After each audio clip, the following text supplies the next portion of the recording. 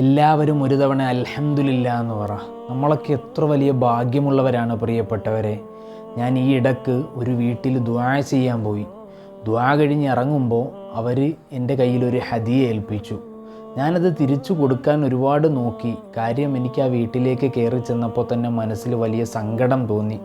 അവരുടെ അവസ്ഥകളൊന്നും എനിക്കറിയില്ല, എങ്കിലും എന്തോ അവരെ കണ്ടപ്പോൾ, അവരുടെ വീടും ചുറ്റുഭാഗവും ഒക്കെ കണ്ടപ്പോൾ വലിയ സങ്കടം. ഞാനങ്ങനെ തിരിച്ചു കൊടുത്തിട്ടും വാങ്ങിച്ചില്ല. അവസാനം ആ വീട്ടിലെ സഹോദരൻ എന്നെ റോഡ് വരെ വാഹനത്തിൽ കയറുന്നവരെ എൻ്റെ കൂടെ വന്നു. എന്നിട്ട് കയ്യിൽ മുറുക്കി പിടിച്ചിട്ട് ഉസ്താദ് ദുആ ചെയ്യണമെന്ന് പറഞ്ഞു. എന്താ വിഷമം ചോദിച്ച സമയത്ത് നിറകണ്ണുകളോടെ ആ സഹോദരൻ പറഞ്ഞു, ഉസ്താദേ 2 മാസമായി വീടിൻ്റെ വാടക കൊടുത്തിട്ട്. എന്തൊരു പ്രയാസമാണ് നമ്മുടെ ചുറ്റുഭാഗങ്ങളിൽ പലയിടങ്ങളിലും പല ആളുകളും വേദനിക്കുന്ന വേദനകളൊക്കെ ഓർത്താൽ, അതൊക്കെ നമ്മൾ കേട്ടാൽ നമ്മളൊക്കെ എത്ര ഭാഗ്യമുള്ളവരാ പ്രിയപ്പെട്ടവരെ.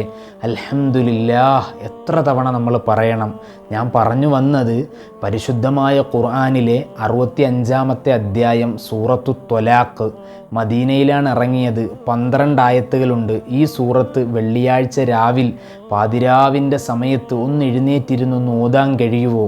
ഇതുകൊണ്ടുള്ള നേട്ടം ജീവിതം വഴിമുട്ടിപ്പോയവരുടെ വഴിയൊക്കെ തുറന്ന് നല്ല അഭിവൃദ്ധിയോടെ സമാധാനത്തോടെ എല്ലാം റാഹത്തായിട്ട് മുമ്പോട്ട് പോകാനുള്ള ഒരു അവസരം ഈ സൂറത്തിൽ നിന്നും അല്ലാഹു തആല നമ്മൾക്ക് വേണ്ടി തുറന്നു തരികയാണ്.